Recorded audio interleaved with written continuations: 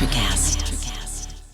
Why wait to see if you'll get something you like this Valentine's Day when you can go to BlueNile.com and find something you'll love? Whether you're looking to treat yourself to a little winter sparkle or show a galentine how much you appreciate them, Blue Nile offers a wide selection of high-quality designs, expert guidance, and free 30-day returns for the ultimate peace of mind. You can even design your own jewelry. Right now, save up to 50% at BlueNile.com. That's BlueNile.com.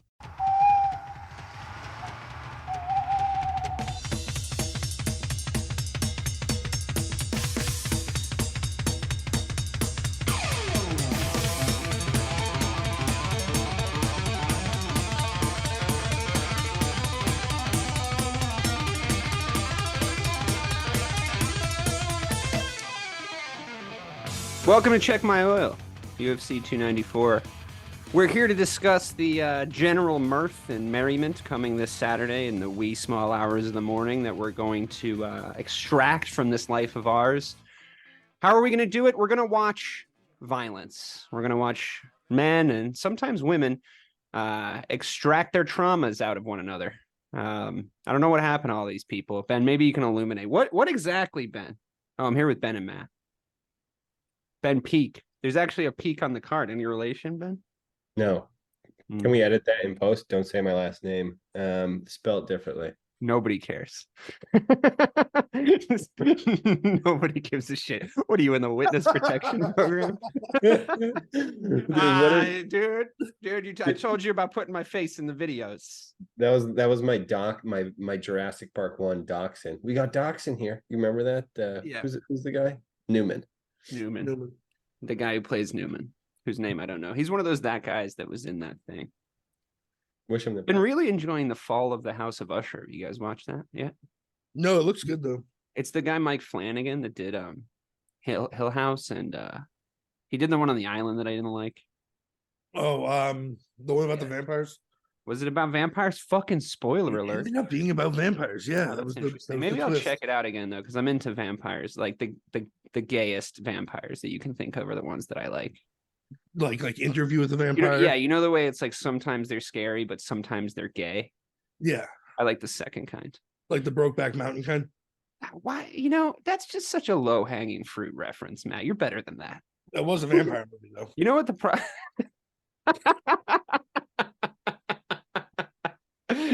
It's just the only vampire movie I could think of.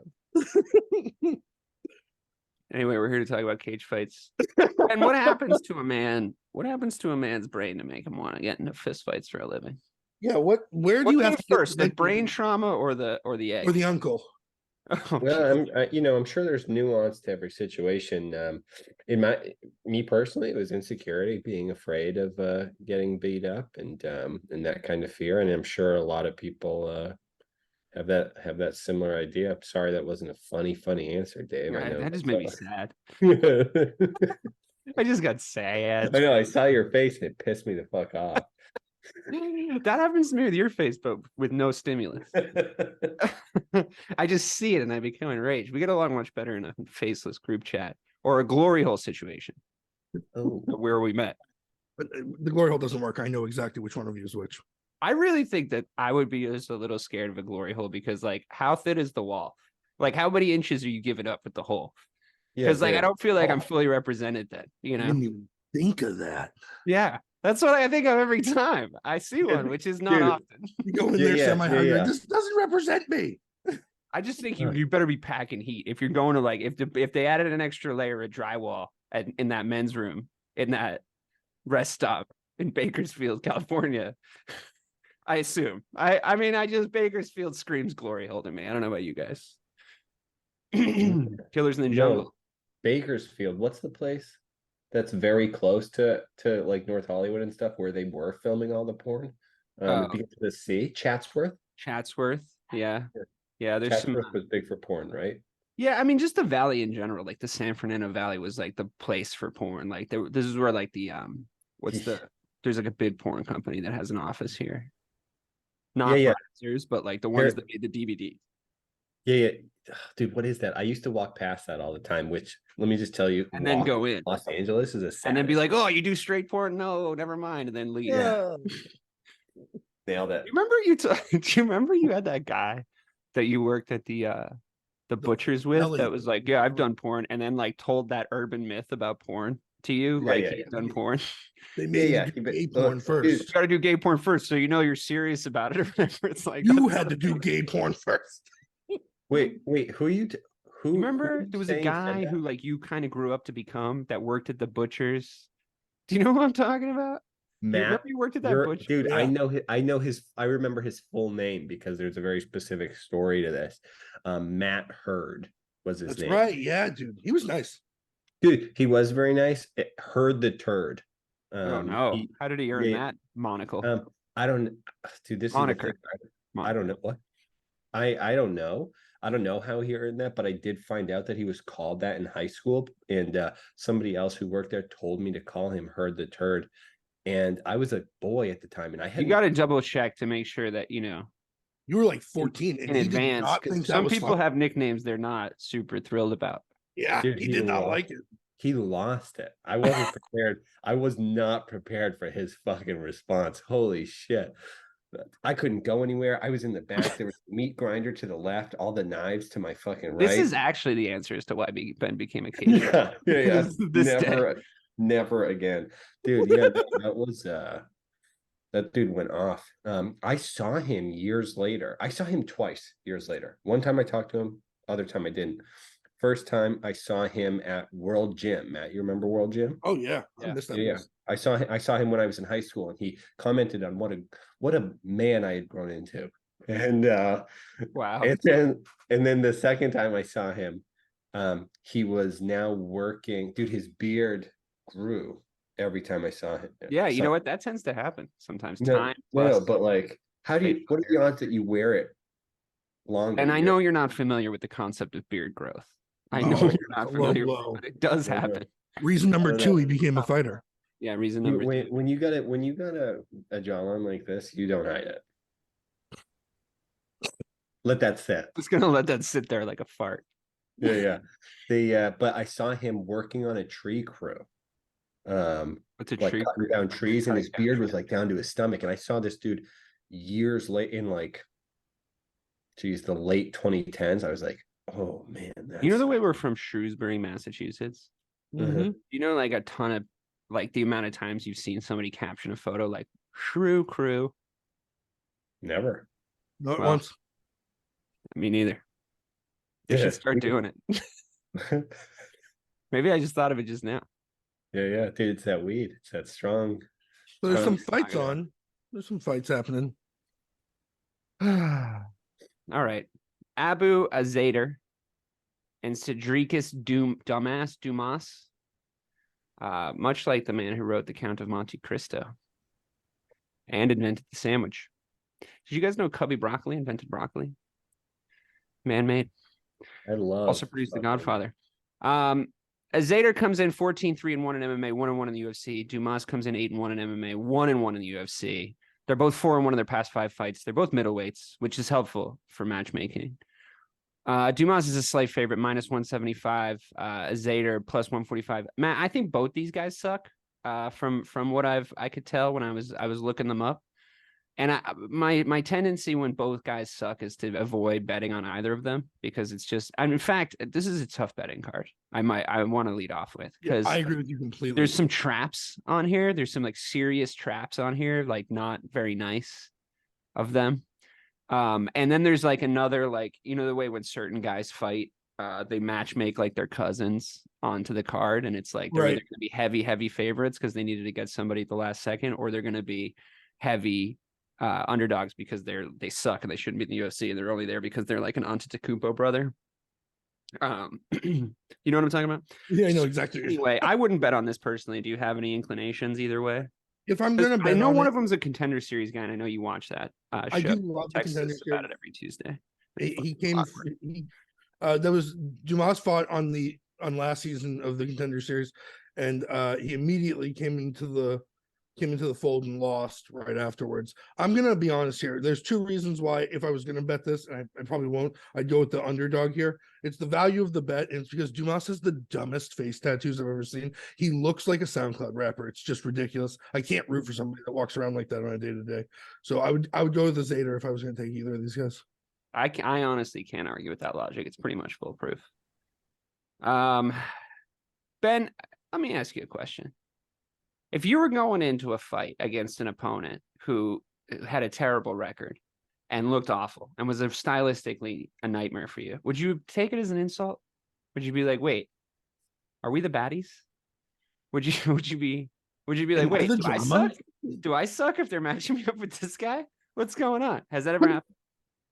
I think it depends at what point in your career you're at, because you like get like the Chris Weidmans who's pissed to be on like the prelims, but like, come on, bud, you fucking broke in half 3 times the last time you were on TV. You did like fucking nuts. But also to have a highlight where you get knocked out by Mike Bisping is depressing.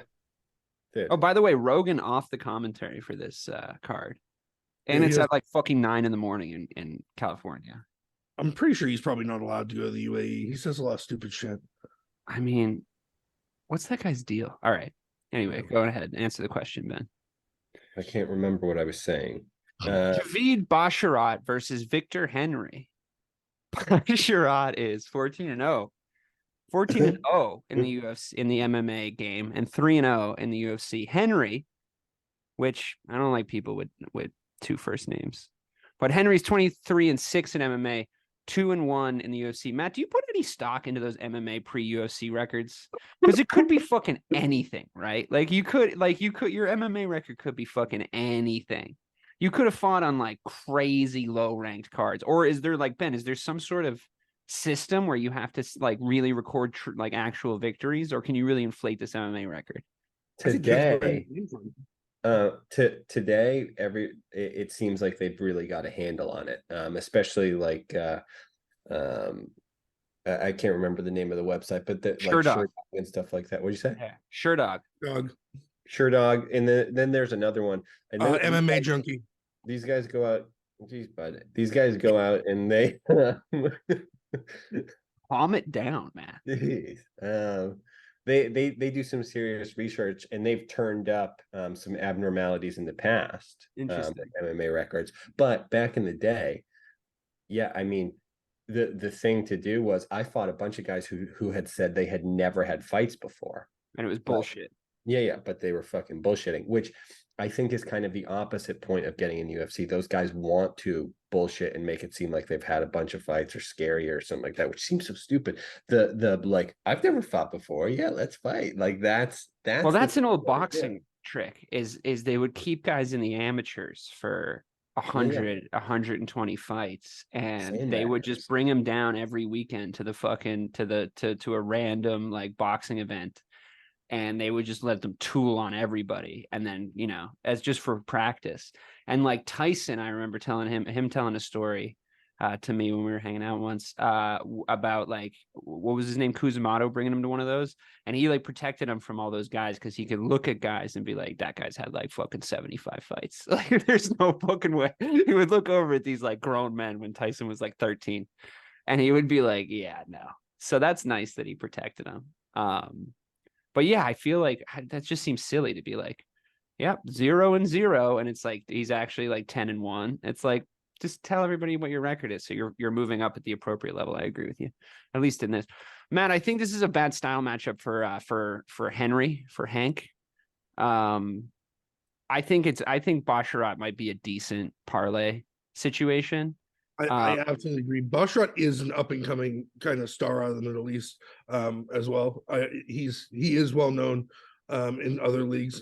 Just like Ben was saying, I think where you're coming from also matters. When you've got a guy like Henry who's been floating around these under divisions and under leagues. Is it like America, regional circuit, or I don't know where he's been fighting. I know the last one he did was Octagon. That's nothing to pay attention to. But Basharat's kind of an animal, and I think he's gonna. I honestly think if you're gonna bet it here, I would bet it for this not to go the distance, even at the 135 weight. Not to go the distance at 135, because I was gonna say a decision win for him might be a good method of victory bet because they're tinies. I think he's going to pepper him. I think he's going to end the fight early. You know, like the lower down in the cards with the lower Yeah. weight classes, like it's just I don't see a ton of finishes there these days. It's I just very think hard. in general there's a missing killer instinct lately. Like just I think since like something happened in the universe when Conor McGregor broke his leg and it shifted things and nobody has any finishing instincts anymore. Well, I also think that I don't think the Apex helps with that. I think fighters feel more comfortable getting a win in the Apex, whereas when you're in an arena, I think your opponent's jacked up on adrenaline too. So I feel like it's easier to get knocked out in front of 20,000 screaming fans as well. Everyone's more comfortable in the Apex. That's a good point. You're right. Yeah, it's too much like the Apex. I don't know why we haven't gone back to like just even the smaller arenas. Like I wonder what it must be a money thing. It must be a cost benefit analysis situation. Because like I don't enjoy the Apex. Like I liked it when they came back, you know, because obviously COVID was never this fucking guy. COVID was never you know, there was no sports on. So I liked the Apex when they came back, but now it's like put a crowd in there. You can sell out a show a weekend in Vegas, you know. They could sell out any place they want any weekend with the talent. Las Vegas. Las I Vegas. do think it would be cool to put an event in the Sphere. Have you guys seen the Sphere? I don't know if you saw, but Dana was losing his mind saying he's going to put on the greatest combat show ever. What do you put on the? Have you seen the videos of like what that like U2 concert looked like? It was unbelievable. It looks pretty cool. It does look like a supervillain built it, like in the middle of Las Vegas, but like otherwise, you know, it does look pretty dope. I would like to go and check it out, especially a UFC event. Would you just put the fight up on the Sphere? Yeah, I don't know what you'd do. You'd have to be really creative about it because it's not like you could do a whole card there. It would look, I mean, you'd be kind of like surrounded by a fight. I don't know what they would do. But I guarantee Dana will hire people that have a better idea than any of us. Someone creative. I'm sure there's a whole Sphere team. Okay, yeah, I think if I was recommending this to anybody, Basharat in a parlay, because you're not going to get any value for just the win. No. But this looks like they're feeding Henry to him, like Ben is feeding himself. Trevor Peak, Peek, not Ben's cousin. Ben Peak, Peak. Ben more like peaked in high school. This guy more like peekaboo. Ben more like peaked too early in life. This guy more like peekaboo. Ben more like his peak was a long time ago. And this guy more like peak a boo. Ben more like anyway. Moving on. Trevor Peak, Muhammad Yahya. I think this is another situation where I think both these guys are trash. Peak is 8-1 in MMA, 1-1 in the UFC. Yahya. I watched a movie about his sisterhood once. Yahya and the secrets therein. 12-3 in MMA, 0-0 in the UFC. He's a newbie. Peak's 4-1 in his last 5. Yahya 5-0. Nobody's ranked. Peak's minus 125. Yahya's plus 105. Yahya's like flat-footed, not terribly difficult to hit, but I don't want to put a lot of money on Peak either. Matt, where would you land if you were going to spend your I was going to say hard-earned dollars, but like, you know, modestly earned dollars on one of these combatants? Yeah, I'm not really working very hard. Honestly, I know this. The Yahya comes from the UAE Warriors, where he's now had 3 title defenses in a row, all wins, 1 submission, 1 knockout, 1 unanimous decision. I know that doesn't mean much, but it's more than what Peak is showing me. So I'm going to go with Muhammad Yahya here. Interesting. I think he's at least held medal before, and he's not traveling. Sounds like he's coming from down yonder. Down the road. You know, this place is going to be packed from the minute they open the doors. It's not going to be a slow roll in. Abu Dhabi is going to show out for these fighters. So I think it's a real home field advantage. And I think Trevor Peak is going to the opposite side of the world. And I just think it's a good little mini upset spot to get some bonus points here. Ben, I'll take my time with this question because you're masticating like a buffoon. But I wonder how long does it take, or how much does it take out of you to travel for a fight? Did that affect anything? Would you rather leave your house and go to the arena for the fight? I would assume yes, but like how much of an impact? Because I know you went on a bunch of different regional tours, and I know you even went to like Asia at one point. Did that take a lot out of you? Like, did you feel like you performed like less effectively athletically? It depended on how long I had to Acclimate. acclimate to the I'm very sorry. I'm very sorry. yeah, to the area. Like there was I tell this story all the time about I mean, sometimes it sucked. Fighting at Foxwoods and shit like that was awesome. I really liked that. But I flew out to Mound, Minnesota for a fight one time. Mm.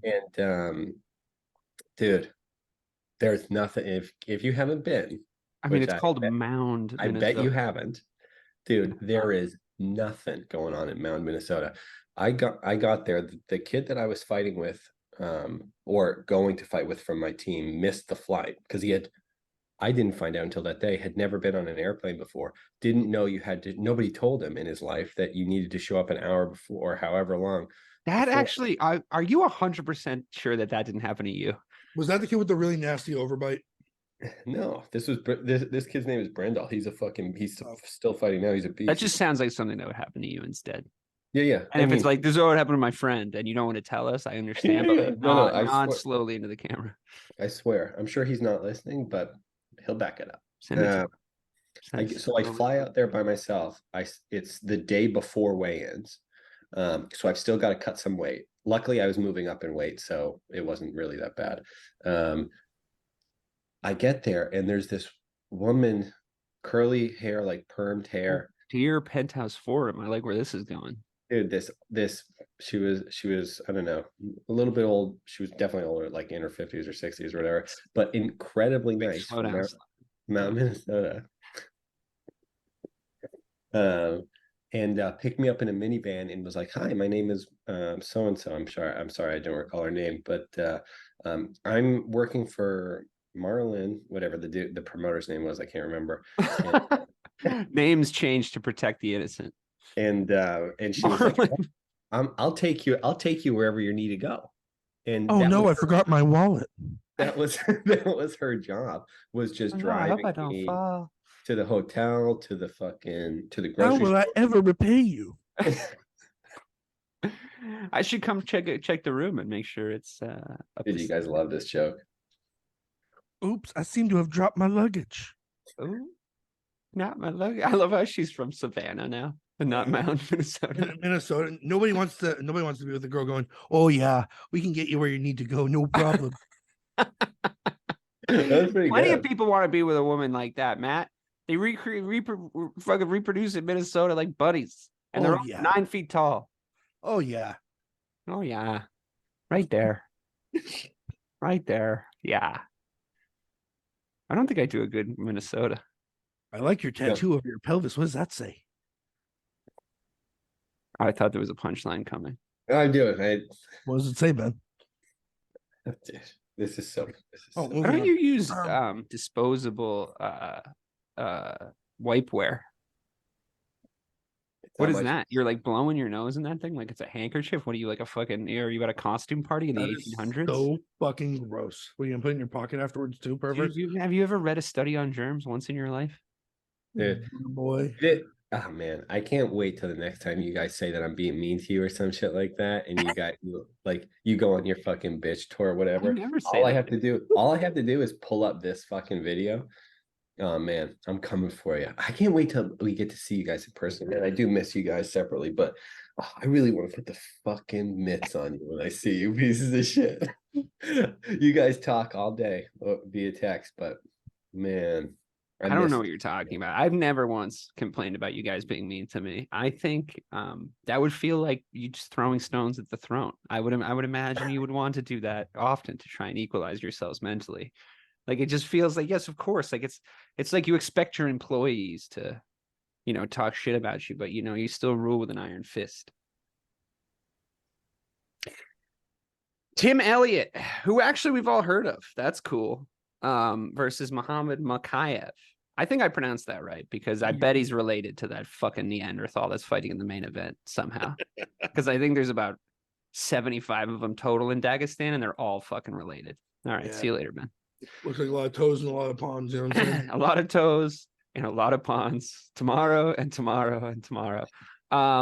Elliott's 19-12-1, which is an abysmal My fucking God. record. He's 8-10 in the UFC. Like, Dana White must just like watching this guy get his ass kicked because he's about to get handed to a guy who's 9-0 in MMA and 4-0 in the UFC. Yeah. Makhaev's minus 485 favorite as of today, which might still shift. I noticed if they're that heavy a favorite, people start putting them in parlays, which I do recommend you do here. And then it starts to shift the odds on them a little bit. Plus 370 for Elliott. You have to bet on Makhaev. He's going to do that wrestling thing. He's going to maybe a decision if you really wanted to get fucking crazy. But what do you think, Matt? If you're putting anything? It's just so hard because is Elliott even going to be able to stand up until the end, or is he going to fold and just take that kind of coward's exit of getting pummeled out and not defend himself? You know what I'd feel more comfortable with here? I would, if I There's were no coward's exit once you make the walk, Matthew. You know, you're absolutely right. You're absolutely right. I mean, that's a really good some point. guys Dave. just they're all done and they want to get out of there. very You're armchair absolutely right. athlete of you, you know. I would feel better about taking Makhaev over 1.5 rounds if I was going to bet this at all on its own. But this is prime parlay material right here. I agree. Also, Ben, wouldn't you prefer to get submitted? Then knocked out? Yeah, or then just pummeled until the referee stops it? I mean, yeah, those situations kind of suck. I've never been stopped in that way, so I can't really speak from experience. Just doctor stoppages, right? Yeah. Because you won't stop bleeding all over everybody. Yeah, that was a bummer. Or then one time you got kicked in the nuts, I remember, and they stopped it. Or no, they made you keep going. Yeah. That sucked. I hated that. They made you keep fucking going after you took a really hard shot to the nuts, and it was like a bad one, and you were different after that happened. You couldn't fucking shake it off. Yeah, dude. You've been different ever since that happened, actually. Your voice got higher pitched. Dude, I really like the way that you've been going with these. Like you're doing it tonight, bud. You're getting me. I'll be honest with you. I'm just gonna fucking pull back the curtain here. This card blows. It's at like 9 a.m. and I'm just trying to make the show last. You have to wait. You have to set a fucking alarm to appease the fucking Saudi Arabian ethno state because of the amount of fucking money that they have, and you can't just put it in Las Vegas. I miss the days when America was the #1 country in the world. Now we have the Saudi Arabians sports washing everything, you know, not to be confused with any other country in the Middle East that might be currently suffering untold atrocities. Do it. Free Palestine. I don't make it political, Matt. Well, I'll make it political. Don't tell me. Dude, I can't see your eyebrows right now. Yeah, it's so low. It's also struggling. It's like it's on the last rung. Oh no, there's 2 rungs. Yeah, I got 2. You know, I was often told haircut. I had a big head, but I think that hat I would use less rungs. No, yeah, I could put it on 4, but I just got a haircut, so I totally could put it on 4, but like I can't. I'm just not gonna. My girlfriend lives in a different town. You wouldn't know her. Oh, he's gonna show us. This is great radio. I think the worst part welcome to the Nightmare Inn. We have to put our whole Saturdays aside in the middle of the day, but then we have to watch these Dagestanis just come in and hug people for. I mean, Jesus, how many in a row are there? So it's they look so weird. Like they all look so weird. They all kind of look weird like they see each other at a family reunion. That's all I'm saying. It's almost like they're all cousins, but they all say mom to the same lady. And it's just the same thing over and over again. We're just gonna hug you and hold you and hug you and hold you. Great. But it's that forehead thing they all have. It's hardly regal. I mean, I will push back a little bit on this and say that there's guys like Shavkat who are like bangers. Those yeah, but Shavkat's not from Dagestan. He's from from Tajikistan. Don't just really make really the same difference. No, he's like a mix of places. He's from Middle Earth. Come on. They almost look like they're like Chinese a little bit. No, he wears the same hat. That's true. He does. I think it's cold. That's it. No. Also, Joe Rogan wore it once, so that's got to be. I'm gonna get down to the bottom of this right now. Just eating green beans in my fucking face. I've I would told you not- how I feel about green vegetables. Dude, I'm not betting on Tim Elliott for anything here. He is a human punching bag, and this kid's gonna rip his arm off. All right, well, you heard it here first, folks. Muin Gafurov versus, this is fucking ridiculous. This is like the fucking Warsaw Conference reading this fucking card's name off. Can we get some goddamn Americans in there? This is fucking unbelievable. Muin Gafurov versus Okay. Sid. Can I just tell you something? And I just mean this from the bottom of my heart. If you ever fucking correct me on any fucking subject, I will strike down upon you with great vengeance and furious anger. Saeed Nurmagomedov. Don't help me sound out names. Okay. I'm not a child. I am the host of this moderately successful podcast. And I will not be besmirched. Not by the likes of you. This podcast is not successful. I said moderately. What? Moderately successful. We're in a nice percentage bracket for our downloads. I wouldn't fly in the face of the downloads we have, sir. More people are listening to you than you think. I mean, not listening to you because they hear you say a few things and they stop listening to you, but they have to hear you in order to listen to me. Muin Gafurov. Did I get it right that time, Matty? Saeed Nurmagomedov. Gafarov's 18-5 in MMA, 0-1 in the UFC. Not a good entrance. I don't remember him seeing him fight before, but Saeed is 17-3 in MMA, 6-2 in UFC. I imagine he's going to win. He's a -220 favorite. Gafarov's +180. Nurmagomedov apparently has had trouble with like high octane wrestlers in the past. What's his name? Rayoni Barcelos took him down a few times, and this other guy whose name I can't pronounce like gave him a little trouble. So this guy's not like it sounds like to me he's not of the like very elite class of Dagestani wrestlers. Matt, you're the one who's doing their fucking genealogy, so you tell me. Well, he doesn't train out of Dagestan. He's part of he's a couture fighter. See, I knew he would know. Yeah. Yeah, he keeps the running guest list of the Dagestani family reunions. I would stay away from this one. Do you have a? No, I agree completely. I think that this is much more of a toss up. I would say this is a pick 'em, honestly. Especially again at bantamweight and early, like a little earlier in the card. I agree. Right. I honestly think, well, so I never really bet on Sambo guys because I think it's bullshit. But I really do think Muin could have the jiu-jitsu to end this fight. I think obviously Nurmagomedov is going to be the favorite, but whatever, it's not a real name, buddy. Yeah, it's not. It's an alias. His real name, Jason Bourne. Ben, what you went jiu-jitsu first, right? Like your track was like first you did kung fu, which is I went to a couple of those classes with you, and I don't think you're using anything to this day. But seriously, it was jiu-jitsu, right? No. So I did start at that kung fu place, but then got into their kickboxing program in the bottom, which was Sanda kickboxing, Sanshao. And that's actually when I went to that to my first fight in Akron, Ohio, if you guys recall. I do. I watched which I won the gold medal with my first ever. I saw this Muay Thai kid absolutely destroy everybody at the competition. And I had never seen anyone wear shorts like that before or fight like that or anything. And did it for the shorts. What did you say? You did it for the shorts. I did. For the I knew my thighs would look good now. And, they did because they were covered up. Yeah, everything you can see is as white as the driven snow. The kid's never been outside before. He's white on the inside too. He's a pumpkin spice ass bitch. No man, motherfucker.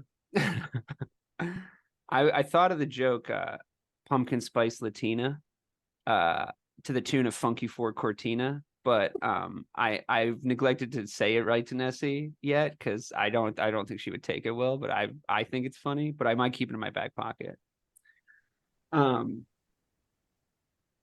you think she would have a bad reaction? I think she'd be a good sport about it, but it is a racially charged joke. Casual violence. So would you do anything differently, Ben? Would you like start a Muay Thai earlier? Would you like Sorry, what'd you say? would you go a different route If you the plan was to end up in like the UFC, would you have? You actually, I want to narrow it down. Do you think that Muay Thai or straight up just kickboxing are a better base for MMA if you're trying to really make it? No. wrestling? Yeah. No, I'm talking about between the two. Oh, Muay Thai. Do you think so? Basically, What about like the shooting for takedowns and stuff? I heard somebody talking about the off balance nature of the front pose, but I mean you were so good at wrestling already that your Muay Thai. What did you just say? The off balance nature of the front pose. Yeah, the way the kickboxers what's keep their front leg up in the air. Muay Thai fighters, yeah. Yeah. So I was listening to Tim Walsh, who he trains Sean O'Malley, and he was saying that if he had to pick one, he guesses he would pick kickboxing because of the planted foot nature of it. He was talking about Muay Thai is kind of like he felt like you leave yourself a little bit vulnerable to shoots, I guess. I mean, in the sense that you check with your front leg, but that's I don't want to be the common misconception guy, but that's like kind of like a common misconception about the way Muay Thai looks. Like it's that sort of indubitably, it's a common misconception actually.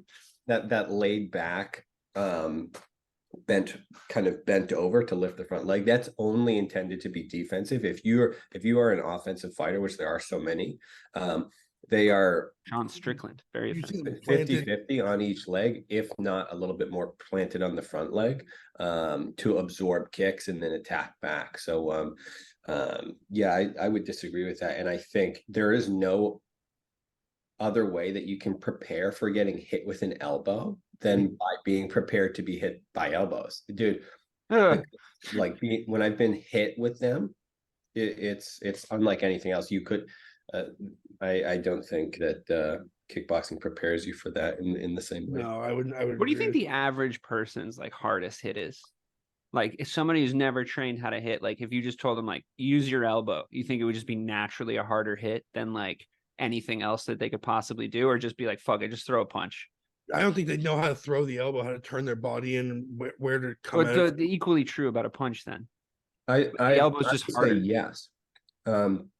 I would say an elbow. I mean, if you're just talking about hardest strikes in general, an elbow from the top when you're mounted on someone. Because going downwards, going downwards is like how you get that momentum. Like even if you just hit a heavy bag a little bit. But even if you see people who do not train and have it and don't know how to throw an elbow, but they still put their entire body behind it. They don't turn their elbow correctly to expose their bone, but you see most people kind of throw an elbow like this, like with their whole body. That's still fucking hard, man. If you were like, you won't strike anybody very effectively that way, but if you do just get the elbow up, man, you'll smash somebody with your entire body weight. Yeah. And also I think the thing I've seen more often than not in like amateur fights, and the thing that happens, like just if anybody cares about this, I don't think people should get into fights on the street. But realistically, the thing I've seen happen more than anything else is fatigue. Like people get tired so fucking fast in fights. And basically, if neither of them know how to fight, the guy with a little bit better cardio is probably going to win. Usually, typically. So I would just recommend like, if you just even learned like a little bit of defense and just to not get scared of somebody throwing punches at you. And then you could just wait out a street fight that you get in, just like just last like 15, 20 seconds, catch some stuff on your arms and just remain in the pocket and remain calm. I think you got a good chance of winning like most fights against most people. The problem is, and I noticed this when we were just in Dublin, because I was being told this about fights happening on the street. Everybody in Dublin thinks they're fucking Conor McGregor now after the rise of Conor McGregor. So they all went and trained MMA. There's a fucking MMA shop on every corner. So it's like, even then, like they're probably not all great, but if you're just a regular guy walking down the street and they've done it for a month, you're probably fucked, right? Like there's a good chance like they've learned like two things that are going to like be you, or just the ability, like Ben always said when we were kids, just the ability to not care when somebody's throwing a punch at your face and like not kind of react. Like most people don't have that quality built into themselves until they do it. Ikram Aliskarov. What? That, and if you can learn a leg kick, if you kick somebody in the leg when they're squaring up with you, But that's That- another like kickboxing or hurts you know so bad, though. MMA versus Muay Thai thing, because the Muay Thai kick is like the shin right above the thigh, right? That's what Right, you're going for, shin bone above the thigh. But then there's like that little calf kick that everybody does now. I don't think that's helping you in a fucking street fight. If you Oh, kick yeah, a stranger in the oh, yeah, calf, well- it first of all it cramps. So If you're you do scared it to put your right, foot but in. that takes a lot of technique. I think more like your amateur regular guy, just throw your shin bone above their thigh. I think that would be what I would recommend, as opposed to trying to like pinpoint a fucking point on their calf, right? It's a harder kick. It's a more difficult kick. I don't view the calf kick as trying to pinpoint a nerve or anything like that. I would say for off balancing someone in a street fight, like the farther away from the body you kick, like on their leg, the more off balance they're going to be. So you don't really want to try to kick them in the shin, which would probably fuck you up if you haven't trained before. But if you can just kick someone on the side of the leg, closer to the ankle, just a little bit higher up, might just fall over. Going to Right, fall. because Yeah. most people throw a punch like they're throwing a baseball or a football, so it's all forward pressing. Yeah. Out. There's a few little tips you can like use to like help yourself. There's nothing has helped me more in my life than Ben telling me to just go straight down the pipe. And Listen, then that becoming an instinct, because no all one of you- sees that fucking coming. all of you oil checkers, 2 things you need to survive: mace and a rape whistle. Good luck. Huh. I have mace in my car. I do too. Just Do you? Yeah. Well, I just read. Someone told me there was something like obscure about the law in California when you mace somebody. It goes into something like self-defense as opposed to like, I don't know. I'm not a fucking lawyer. We don't have any lawyers here. So Sometimes we my can't fire check. sauce. Sometimes I go to Taco Bell and the fire sauce isn't enough, so I get. Remember when you tried to kill me with that fucking halal guy's sauce? Someone was like, "It's not that spicy. Just take a whole bite of it." Begged you to not put it on there. Ruined my evening. Genuinely ruined my evening. Shots. It is the hottest hot sauce. So someone's laughing her ass off on the couch. You know, like, you know how it's the hottest hot sauce? How I know it's the hottest hot sauce? I was having a conversation in a circle with a bunch of people. We may or may not have been doing drugs. And we were like talking about hot sauces. And I was like, nah, halal guys. And it was like the third one mentioned. And everyone in the circle was like, oh yeah, fuck, that one is really pretty intense. It's so bad. Ben would not put that on any of his food because No, God, no. He's too smart for I that. bet hot sauce just tears right through him. My belly. I've got a sensitive belly. He's got a sensitive Sens- belly. Like all sensy pretty girls. belly. Like all pretty girls. He has a sensitive belly. Where were we? Ikram Aliskerov versus Warley Alves. Aliskerov's 14-1 in MMA, 1-0 in the UFC. Alves is 14-6 in MMA, 8-6 in the UFC. I think you can tell where this is going. Another extremely fucking one-sided affair. They are middleweights, the both of them, which does help with matchmaking. Aliskerov is minus 470, Alves plus 360. Might as well slap Aliskerov in a parlay. Alves has 1 win in the last 4 years. Didn't look particularly good in his 3 defeats. On top of that, he's moving up from 170. I would bet if either put this in a parlay, Matt, correct me if I'm wrong. Put this on a parlay or bet a finish inside the distance for a favorite here. Yeah, or if you've done well in the undercard, it might be fun. Fucking let it ride, baby. Throw just a little bit on Alves. He's such an underdog. If Aliskerov's kind of old to have his first fight in the UFC, he's 30 years old. He is a Khabib, understudy. But I mean, I would love to see. I really would love to see this kid rush in, screw up, get armbarred, and have to go home with his tail between his legs to get beat by Daddy back in Dagestan. But I mean, a smart money is put him in one of those big money parlays. But boy, oh boy, would that be great to see one of these guys fuck that up.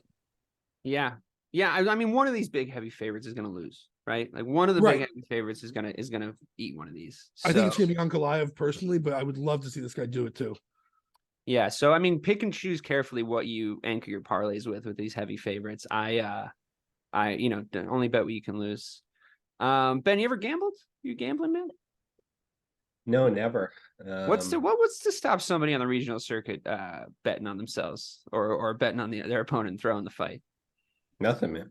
I mean, well, aside from the fact that everybody in a regional fight is broke, and they don't have the money to bet, nothing. Much like UFC fighters, apparently. Yeah, that's really too bad. It is. Not to mention, you're catching a sports book in Worcester, Massachusetts. The person That's true. That's true. You're hardly going to make DraftKings if you're fighting in a tent in a parking lot of a strip club. So everybody knows everybody too. Right, because really you need like somebody mobbed up to be like, take a dive in the fifth, kid. take Yeah, a dive in the fifth. Like not the Daredevil. guys you want to fuck up the vig for. Yeah, the vig. I know that. I've seen The Sopranos. Yeah, I mean, this is another heavy favorite middleweight. I'm kind of antsy to get to the Johnny Walker fight, because I really, if there's any message delivered to any listeners of this podcast across the course of the time that we do it, never involve money and Johnny Walker in your life. And I mean that with both the drink and the fighter. I am so happy to hear you say that, Dave, because Magomed Ankalaev and Johnny Walker are fighting. Ankalaev is 18. Ankalaev is 18-1-1, 9-1-1 in the UFC. Walker's 21-7 in MMA, 7-4 in the UFC. And those 4 losses in the UFC have usually come from general fucking buffoonery and dumb fuckery. Like he's always fucking, he's lost me money by doing stupid shit like kneeing guys in the head when they're on the ground. Past 5, Ankalaev's 4-1, Walker's 3-2. I feel like Walker's on a skid. He does look pretty healthy coming in, but this is going to go against what I tell you to do later, but don't bet on Johnny Walker. And Ankalaev is minus 350. Matt, you agree with me? No, not agree. Fight listener, I'm going to speak directly to you. Dave has a vendetta out against Johnny Walker, and since 2022, every single time he's fought, before that, said, don't put money on Johnny Walker, and every single time like Johnny Walker has made me money. He lost his last fight was against UFC champion Jamal Hill. Since then, he looks like a different guy in the ring. If there's going to be a stand-up upset here, it's going to be Ankalaev throws hands with Johnny Walker, and Johnny Walker sleeps him. I'm taking Johnny Walker outright. Okay. I would like to get Ben's opinion on this, just because I know the listeners just heard Matt sound incredibly confident right there. But Ben, if you could just back me up, Matt can sound incredibly confident about anything. So, I mean, even I was convinced for a second there before I remembered who I was talking to, right? Yeah. Be cautious of anything that Matt finds interesting enough to get worked up about, which it can be any number of things. It's crazy how this guy can sell you, but it's true. Total bullshitter. It's true. It's true. Not with everything, but he just made me feel very confident in my later parlay that I completely flies in the face of what I was saying about Johnny Walker. But I'm actually, this is a fight I'm interested in seeing, because I think both of these guys are really talented. I think if Johnny Walker wins this, it's the biggest win of his career. I think if Johnny Walker wins this, he's looking at a belt shot again. Middle light heavyweight belt. Yep. It is pretty fucking thin at light heavyweight. Up there, man. I'd be unsurprised, especially since everyone's like, John Jones like makes the light heavyweight division suck, and then he leaves and like no one cares. No one gives a shit anymore about light heavyweight. Nope. All right, we're gonna dedicate the last few minutes of this to the final 2 fights. Khamzat Chimaev and Kamaru Usman. Did Usman hurt his leg? Where is your conspiracy theories soul leaning here, Matt? Dude, he stayed in and he worked pads after he said whatever he said to. I thought he left right away. I heard he left. No, he didn't. He didn't. He stayed and worked pads. And then he came out with a video today saying, do you think if I felt a pop in my knee, I would have stayed and worked pads? I wouldn't have. I would have gone and dealt with the pop I felt in my knee. And he said, don't believe what you're listening to. I'm good to go. I don't think it matters, though. But you still think Chimaev is going to win? Man, Chimaev's been on the shelf for a long time. He's been working real hard. He made his way down to Thailand to train. He's been. I just think, I don't like watching him fight, but I really think Usman's on 2 fight loss now. He's up in weight. I think this is a prime spot for Chimaev to get back into the mix for a belt holder. Ben, is Usman giving you Tyron Woodley vibes these days? He's saying a lot of things going into these fights that's very like, I'm fucking ready. Also, I have a record coming out. Dude. And then he just like walks backwards the entire time to like to into his own defeat. What do you think? What happens to your brain at that point? You're just collecting a paycheck, trying not to get hurt too bad? Yeah, I mean, it's got a different person to person. Some guys get gun shy. I mean, getting put out like he did will change you. So I've heard. And I'd like to mention Ben's never been knocked out. Yeah. No, I've been slammed some a few times, but you can't tell. Yeah. But no, never been put out. So RIP. I wish you the best, Usman. But that's got to change it. The guys come back gun shy. Woodley came back gun shy. And then you see all these videos that he's putting out of him dancing in his pajamas and stuff. You know he's in a bad spot. Yeah, you know, like mentally, he looks like he smiles with his mouth, but not his eyes. Yeah. So I'm a little concerned for him, to be honest. I think he knows it's over now. It does seem like he's getting fed to the fucking wolves here. I bet you get a little bonus if you do shit. Hey, but you know what? You got to give him, I mean, the balls to come off of a long break after a loss, and you're gonna fight Hamzat. I would not. I guess. I mean, like, I'm just not as impressed by Hamzat as it seems as everybody else. Like, yeah, he's obviously a big, scary man, and he's very strong. I think his like wrestling technique is woeful. I think if he came up against a real wrestler, which he has not yet, it's going to really cancel that out. And I think there's guys that are better on their feet than him. Like a lot of guys, especially in those two divisions, is full of fucking sharks, middleweight or welterweight, full of fucking sharks. And Gilbert Burns is 5'9", and he had a lot of fucking trouble with Gilbert, like a lot of trouble with Gilbert. I honestly thought Gilbert won that fight, but because Hamzat's a fucking weight bully, and that's what he does. So now he's moving up to middleweight. You know, Usman's 5'9" also, and he also shares a lot of qualities with Gilbert Burns. Like the kind of frame that they have is very similar. They're both very squat. They're both very hard to take down, borderline impossible to take down in Usman's case, right? Like you're talking about a guy who's coming into this fight with one takedown recorded on him in the history of him fighting in mixed martial arts, and all of a sudden Hamzat's going to ragdoll him. I don't buy it, to be 100% honest with you. I don't think Hamzat is this fucking boogeyman. Take for instance everybody's fucking jack off parade about Darren Till when he started training with Hamzat. It's like, oh, he's training with Hamzat now. Like, look, and he still fucking sucked when he came back. He still fucking sucked. He had one combination that he always fucking relied on, and he stuck his fucking chin up in the air. That's who Darren Till was. I just wanted to say, you said that Usman was 5'9". He's 6 foot. He's a big guy. Usman's 6 No, foot. he did not look small in the face down today. Dude, he's really, six. really he's 6 foot. He fights like he's 5'9".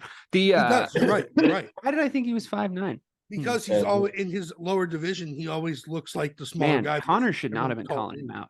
I thought they were the same height. Bad matchup for Connor.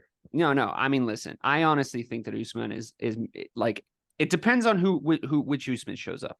If he is mentally there and he has been staying ready and like that, you know, he's just in shape and he's always in fight shape, and like he didn't need to cut, and like he could come in here. I just don't think that to say that Chimaev is a minus 300 favorite to me is fucking bananas, especially with the dominance that you saw Usman have over the course of his career. I do agree with Ben in the sense that like once you get put out like that, especially that high profile, especially after you've had that belt for so long and then don't come back with like a great performance after that, I agree. But like there's a lot of shackles off him coming into this fight.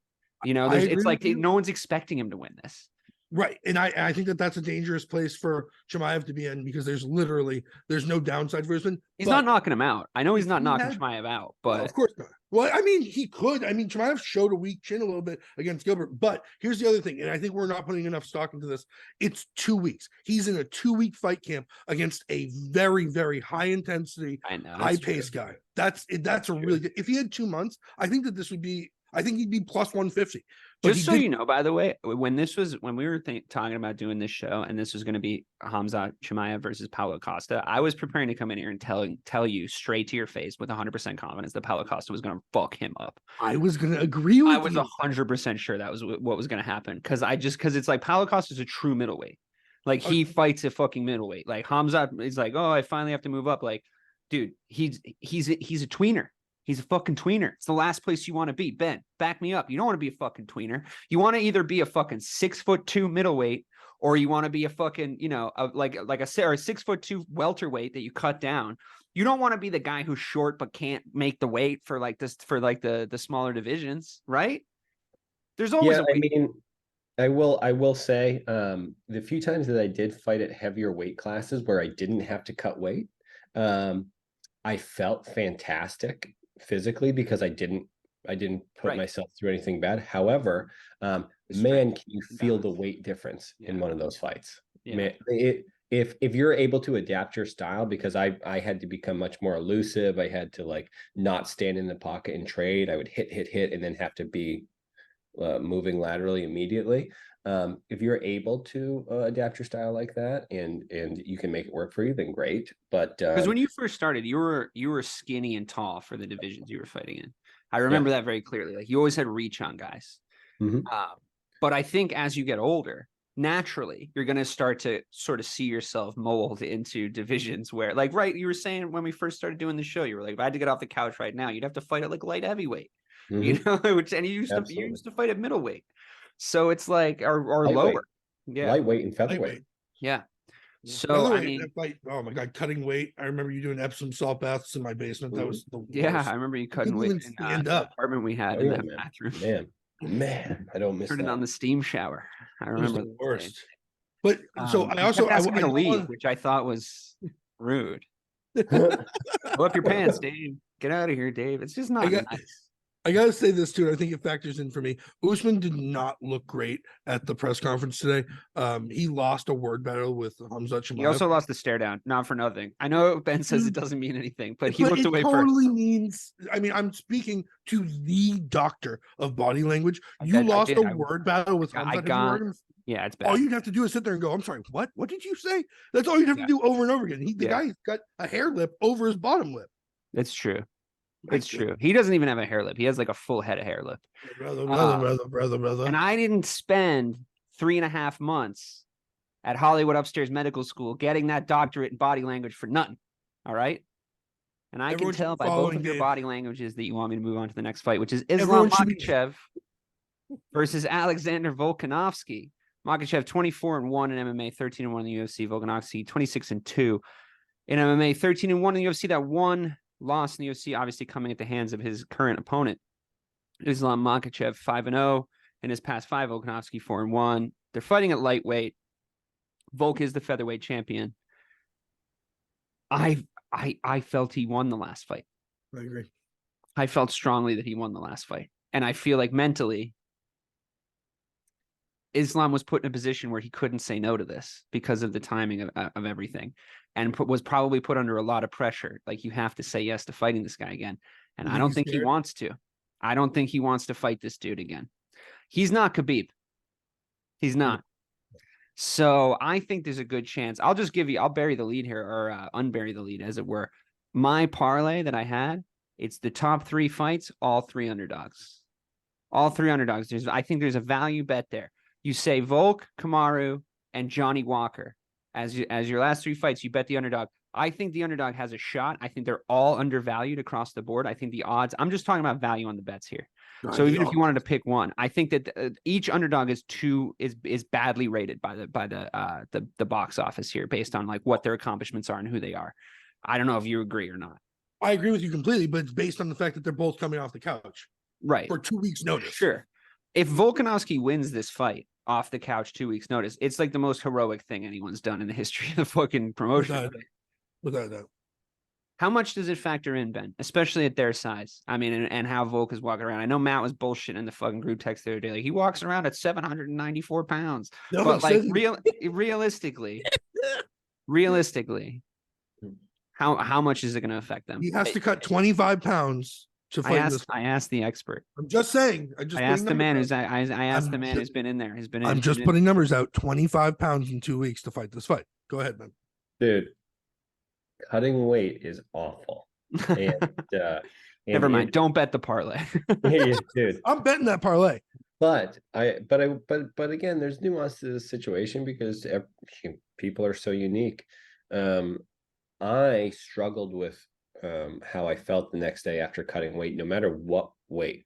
It could have been 5 pounds, it could have been 2 pounds, it could have been 20 in a week, which I did for Elvis. I feel awful the next day. It just doesn't feel like it bounces back. However, I have seen people who their physiology is different. They're able to bounce back. And they perform so well for cutting a ton of weight. I think it's up to the individual. And guys, I think Volk's got that dog in him. I think he's got that kind of athleticism and sort of like body control that he can do it. But then again, that whole fucking gym is on the skid, isn't it? Not to mention, Makhachev literally is a rehydration little pussy, fucking sneaking needles into his arm and everything. He is. That's what they fought about today. At the last fight, remember, he was doing IVs and shit. And that's what they fought about today. It was so stupid, that argument they had today, because Makachev was like, yeah, well, you didn't put your belt on the line. And Volk was like, what are you talking about? You'd have to cut to 145 to fucking fight for my belt. I'm moving up. I'm doing the braver thing. You're an idiot. Guys, stop sleeping with your cousins in Russia. What are you doing? I know. You're creating morons. And get out of Ukraine, you bad Ruskies. Get the fuck out of Ukraine. And free Palestine. They're also behind the Israel and Palestine conflict. Right? Well, the Brits, really. No, the Russians. No, the Russians. Really? How so? Yeah. I'm not on social media. They fund Iran, who funds Hezbollah and funds. Yeah. They a whole bunch of stuff came out of like where, I mean, I don't want to say it's a whole bunch of stuff, but I was reading some interesting things today about before I do this to myself again and tell you aliens exist. Double check. Yeah, no, I didn't find it on my QAnon message boards. You're absolutely right. No, Russia was helping finance some Hamas groups absolutely through some of their Bitcoin. You're right. It wasn't Hamas. It was Islamic Jihad, which is the other party in Gaza that arose for the invasion. Dude, what a straight to the point name is Islamic Jihad as opposed to Hamas. You know, I agree. I think Hamas, the branding is superior. Hamas might be labeled a terrorist squad. If I was gonna have to name a group, I'd just be like, punch you in the face. We're called punch you in the face. Do your taxes. Yeah. What do you guys do? We punch you in the face. Yeah. Ah, shit. We got to rebrand. Well, listen, Matt, give me a couple bets. Give me a couple smart money bets here, and we'll round out this little show. I've got a little early bet here to keep everyone interested through this boring ass beginning of the middle card. Jubilee, our boy coming out of India, I would parlay him with Azadeh, and the other one was the female fighter Dudakova, who's going to run through our girl Frey. So Dudakova, Jubilee, Azadeh for a mini little undercard parlay.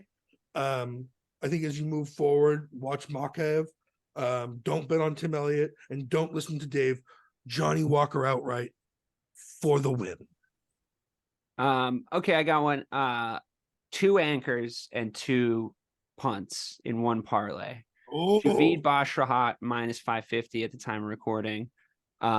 Just to win. They're all money line. I don't think. Can you do props on parlays these days? On DraftKings, you can. Because I was doing accumulator bets in Europe that were like, you can fucking do whatever you want over there. They know what they're doing over there. They will take your money. Yeah, Ikram, Aliskarov, Javid, Bashrahat. Pair those with Volk and Trevor Peak.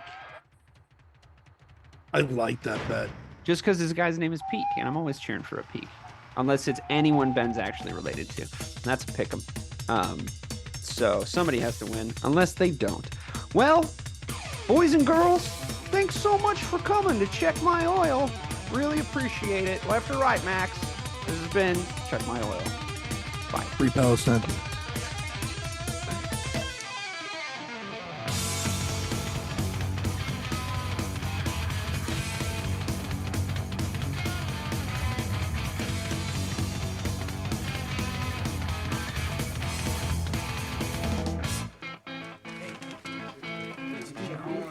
Oh, wow, man. Wait a second, man. What do you think the teacher's gonna look like this year?